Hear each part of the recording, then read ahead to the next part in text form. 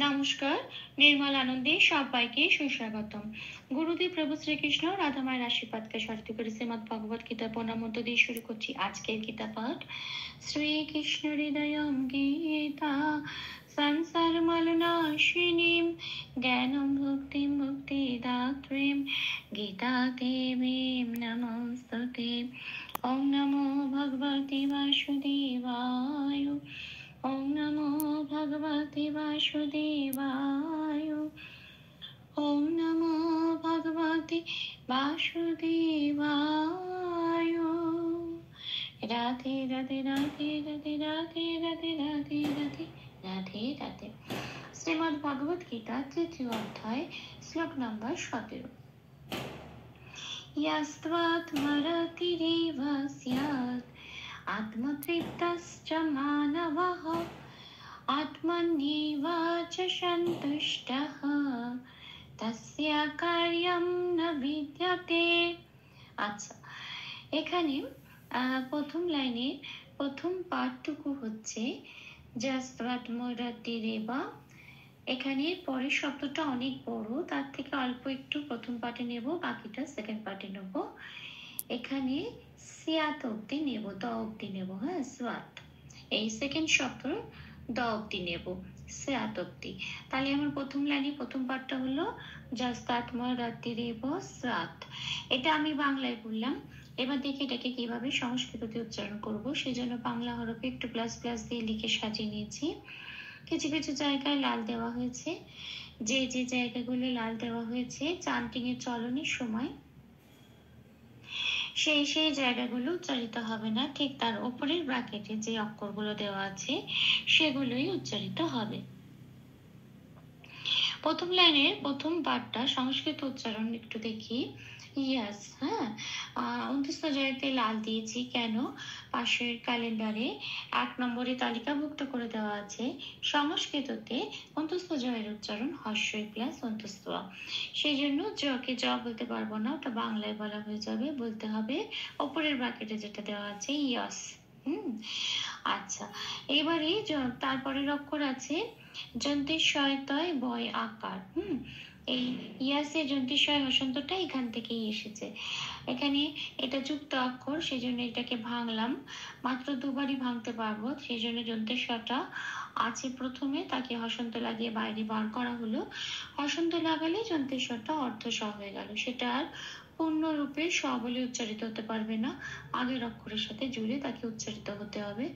এখানে আগের অক্ষর অন্তস্থ জ, তাই শয় হসন্তটা অন্তস্থ জয়ের সাথে জুড়ে উচ্চারিত হলো ইয়াস বলে। আচ্ছা, তাহলে তার তলায় তয় বয় আকারটা পড়ে রইলো, তাতে লাল দিয়েছি কেন? তার কারণ বয়ের উচ্চারণ বোঝানোর জন্য। বয়ের উচ্চারণ সংস্কৃততে 2 নম্বরে তালিকাভুক্ত করে দেওয়া আছে ও প্লাস অ ওয়া, মুখটা খুলে বলতে হয় ওয়া। এইবারে যখন এটা ওপরে বাকেটে সেটাই দেওয়া আছে বয়ের উচ্চারণটা, এবার এটাকে তয়ের সাথে পড়ে দিতে হবে। আচ্ছা, এবং এখানে যেহেতু তয় বয় আকার আছে, তার মানে বয় আকার, সেজন্য আমি উপরের ব্র্যাকেটে দিয়েছি ও প্লাস আ ওয়া। এবার এটাকে তয়ের সাথে পড়ে দিলে সেটা কিরম উচ্চারণ হবে? তোয়া। তাহলে আর তারপরের অক্ষর আবার আছে তয়ময়। এবার তয়ময় মানে যুক্ত অক্ষর, তটা আগে আছে, হসন্ত লাগিয়ে বাইরে বার করে আনা হলো, অর্ধ তৈরি করে আগের অক্ষর তয় বয় আকারের সাথে জুড়ে উচ্চারিত হবে তোয়াত বলে। তারপরে যে মটা রইল, মটা পূর্ণরূপে উচ্চারিত হবে।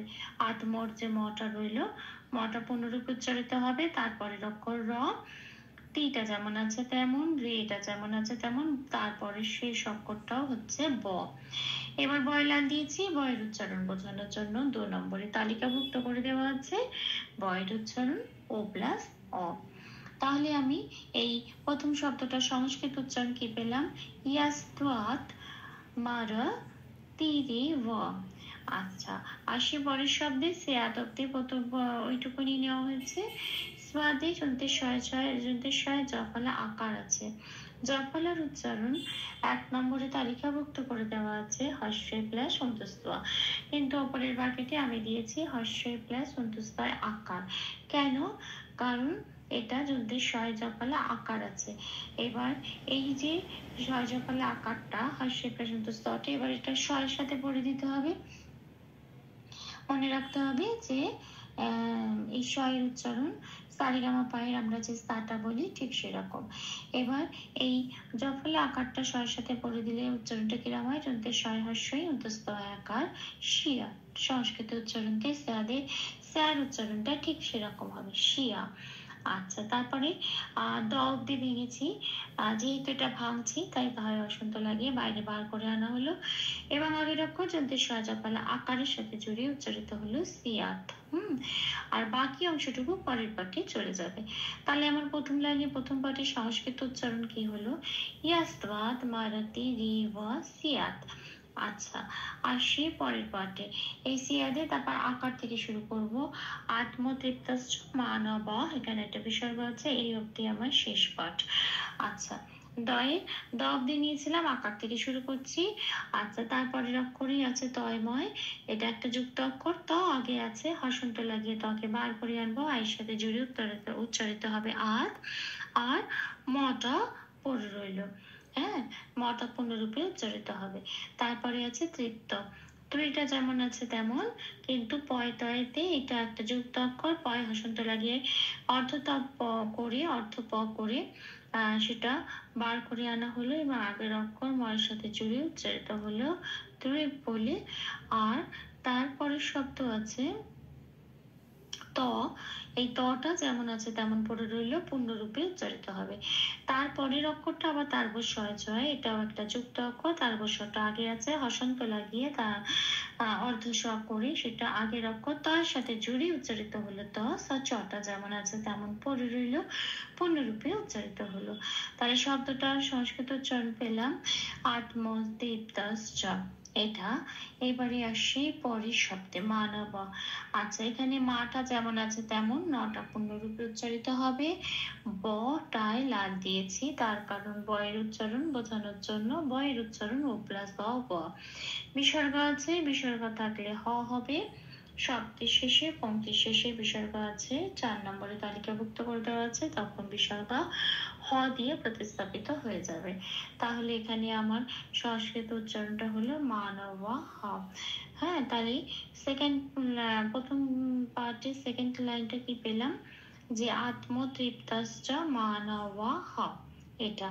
আসি পরের লাইনে, আত্মনির্বচ সন্তুষ্ট, এটাও একটা বড় শব্দ, এই সন্তুষ্ট অবধি আমি ভাঙবো, তারপরে যতটুকু অংশ পড়ে থাকে তার সেটা পরের পাঠে চলে যাবে।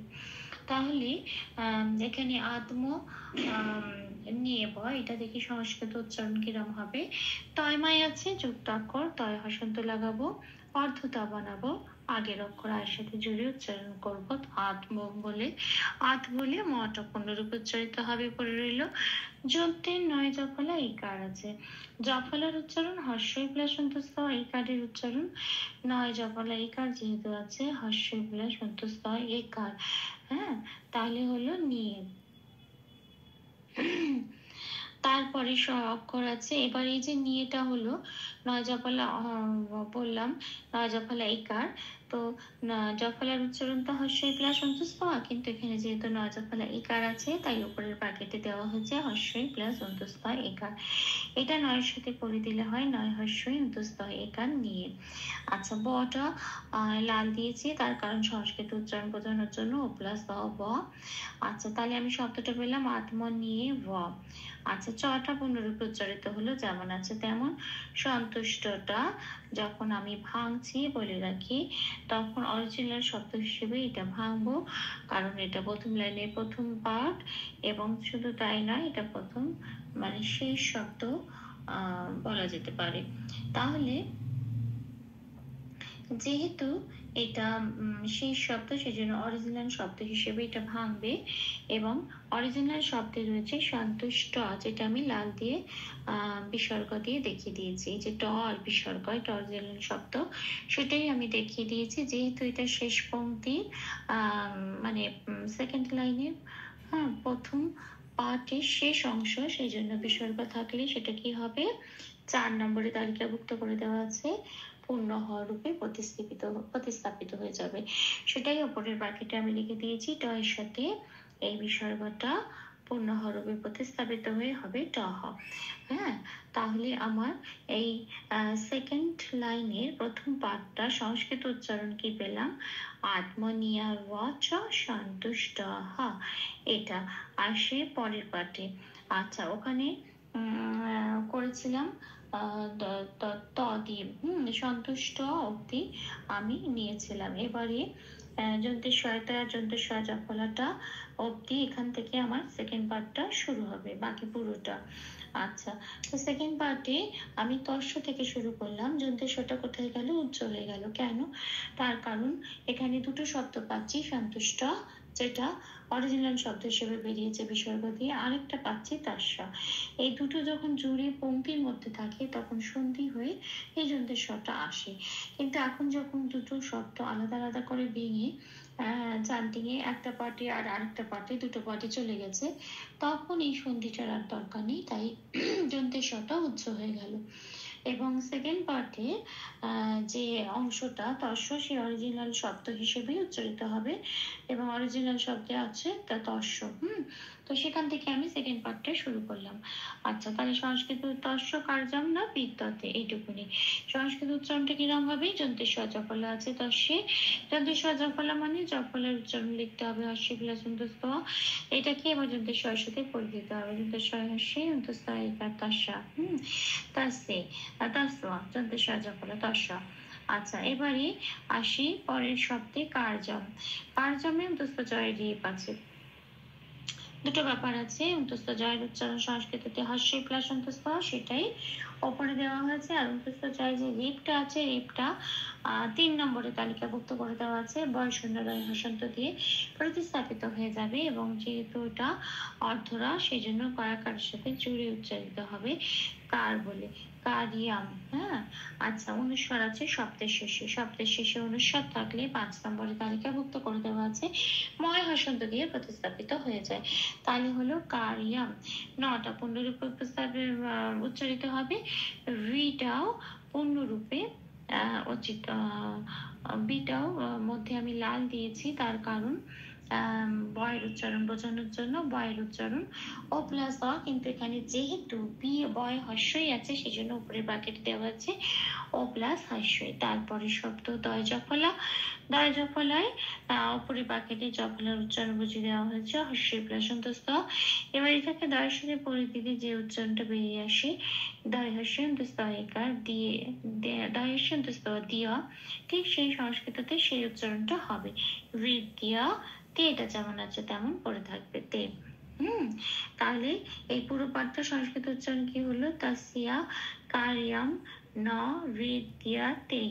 এটা অনুশীলনের সুবিধার জন্য 3 বার করে চান্ট করে দিচ্ছি, ভুল ত্রুটি হলে একটু ক্ষমা করে নেবেন।